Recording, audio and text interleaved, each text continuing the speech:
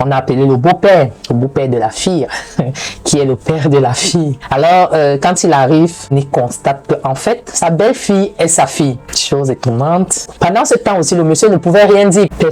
Ils n'ont jamais su, jusqu'à ce que la dame constate bien après, parce que quand la maman de l'enfant se présente à l'hôpital, c'est elle qui décide de tout dévoiler. Salut, je suis Rosalie Nadège. Je viens vous raconter une histoire qui m'est parvenue hier soir par une dame. Alors, son histoire débute quand ils étaient petits. Une histoire d'amour, une histoire très touchante. Alors, la dame raconte son histoire. Elle dit comment elle a fait la rencontre de son mari. Déjà, étant petit, ils vivaient dans un quartier d'un pays africain dont je ne vais pas évoquer le nom. Alors, pendant qu'ils vivaient ensemble, ils étaient tout petits, c'est-à-dire des amis au quartier, comme vous voyez dans certains quartiers où on joue ensemble, on rigole ensemble, on grandit dans le même quartier ensemble. Et par la suite, à un certain âge, à l'âge adolescent, ils sont tombés amoureux l'un par l'autre à l'âge de 16 ans. Alors, pendant qu'ils étaient ensemble, ils ont passé un long moment, ils fréquentaient ensemble dans le même lycée. Et ils savaient qu'un jour, les parents de la fille ont décidé que la fille devait aller continuer ses études en Europe. Alors, quand la fille arrive en Europe, elle continue ses études en Europe et jusqu'à elle a trouvé un boulot stable. Et sachant qu'elle était déjà stable financièrement, elle décida de se marier. Alors, quand elle décide de se marier, elle se dit, mais pourquoi ne pas reprendre celui que je connais depuis le bas âge? Pourquoi ne pas être avec celui avec qui je suis depuis tout petit? Alors, elle décide de faire monter son conjoint où elle était à l'étranger. Étant à l'étranger, elle a continué à vivre avec son chéri. Ils ont décidé de se marier. Ils sont rentrés au pays, c'est-à-dire dans leur pays, pour se marier. Ils ont organisé le mariage, tout allait très bien. Ils sont retournés à l'étranger. Alors, une fois étant à l'étranger, le monsieur, vraiment, c'est étonnant. Les hommes, on ne sait pas où on va. Elle décide de rendre son homme heureux puisqu'elle était assise financièrement. Elle se bat pour l'homme. Elle décide de lui trouver un emploi. Un très bon emploi en tout cas. L'homme aussi était déjà assez financièrement. Et pendant ce temps, l'homme n'était plus stable à la maison. De temps à autre, il allait souvent faire les 3 mois dans leur pays,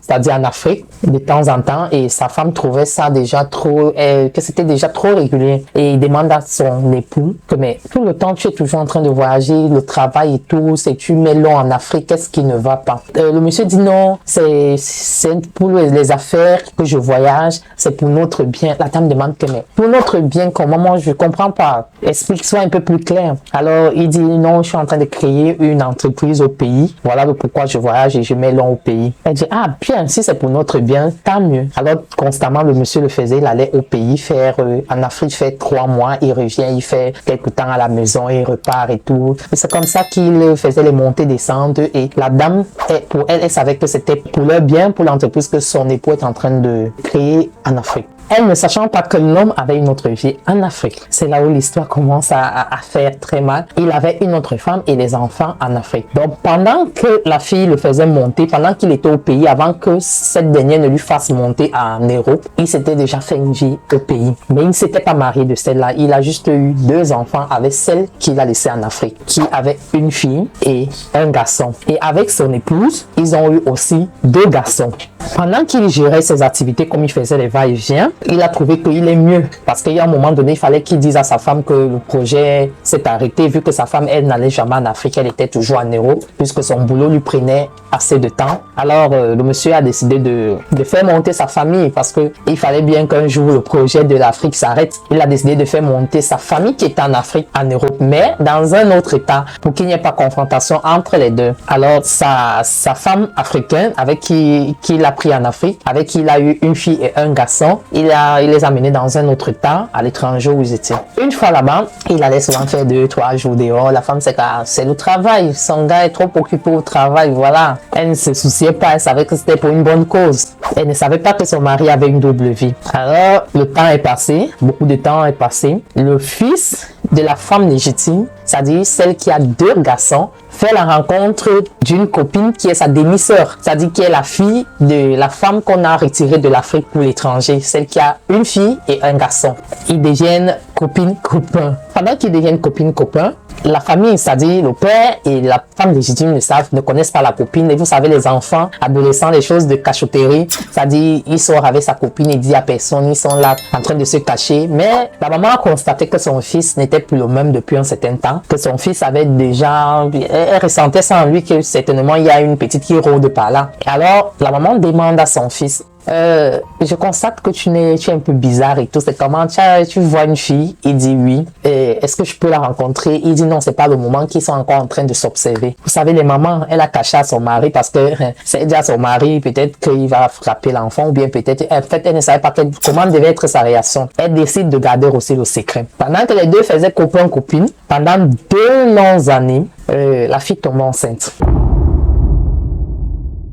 Quand elle tombe enceinte, tout continuait dans l'ordre. La maman de la fille connaissait le gars, mais ne savait pas que c'était le fils à son mari. Et il n'avait jamais rencontré son papa chez la deuxième, c'est-à-dire la concubine. Tout était dans l'ordre, sans problème. Quand la fille est arrivée à terme, c'est-à-dire la petite amie, la demi-sœur, est arrivée à terme de sa grossesse, elle a appelé son chéri en disant qu'il fallait qu'ils aillent à l'hôpital parce qu'elle ne se sentait pas bien et tout. Il a pris sa copine, il l'a amenée à l'hôpital. Arrivé à l'hôpital, on constate que, en fait, c'était le moment d'accoucher. Alors, la fille n'a voulu rien dire à sa maman parce qu'elle ne voulait pas inquiéter sa maman. Elle a dit, je préfère garder le silence, on va voir si c'est l'accouchement. Quand je vais accoucher, on va les informer. Le gars dit, ok, d'accord, moi-même, je vais faire pareil. Étant à l'hôpital, comme les choses, ça traînait, vous savez, chaque enfant vient à sa manière. Ça a tellement traîné, le gars a pris peur, il a appelé sa maman. Quand il appelle sa maman se présente à l'hôpital, dit ouais, Dieu va aider, ma belle-fille va bien accoucher, elle était en salle d'accouchement, la maman et le fils étaient à l'extérieur puisqu'on ne laisse pas entrer, ils sont restés, ils étaient tellement contents de leur futur petit-fils qui est en train d'arriver. Quand la fille a accouché, on a pris la fille, on a amené en salle des femmes d'hospitalisation, on a mis le bébé dans le berceau, la belle-mère était contente, oh mon petit-fils est déjà là, on a appelé le beau-père de la fille, qui est le père de la fille. Alors, quand il arrive, la fille dormait, elle avait tourné le dos au mur. Il était content, il a regardé le bébé, il était content, il a embrassé son fils, il dit waouh, enfin je suis grand-père. Quand il décide de saluer sa belle-fille, il constate, quand la fille se retourne, il constate que en fait, sa belle-fille est sa fille.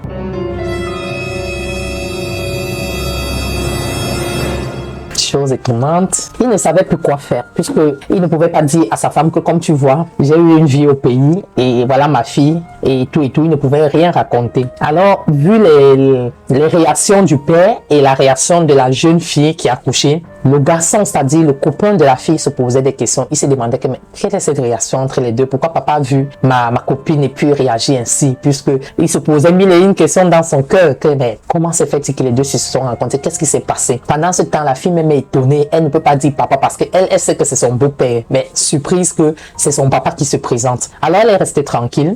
Et elle était juste étonnée de la situation. Et elle attendait le bon moment pour poser la question à son papa. Question de savoir qu'est-ce qui est en train de se passer. Pendant ce temps aussi, le monsieur ne pouvait rien dire.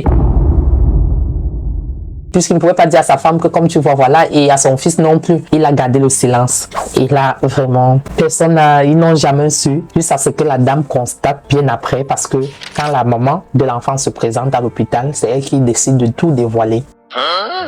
Et la dame était tellement choquée au point où le monsieur ne savait plus quelle la place qu'il devait prendre entre les deux. Alors, la jeune fille a appelé sa maman qu'elle a accouché. Quand la maman se présente à l'hôpital, c'est-à-dire la maman de la fille, elle constate que son Tchango, comme on dit souvent en Afrique, c'est son mari. Et la dame n'a pas supporté. Elle a raconté toute l'histoire, que c'est son mari, c'est sa fille, et l'autre femme ne comprenait plus rien et se posait des questions. Elle aussi disait à son tour, mais c'est mon mari et c'est notre fils. Alors ils ont décidé d'éclaircir les choses, mais l'homme ne savait plus quoi faire. Il était tellement dépassé de la situation puisqu'il ne savait plus quelle position prendre. Et en même temps, la dame a été tellement dévastée au point où elle a expliqué son histoire. Elle voudrait qu'on lui apporte des solutions, c'est-à-dire qu'on lui donne des conseils, qu'est-ce qu'elle doit faire, qui est à sa place, que devez-vous faire?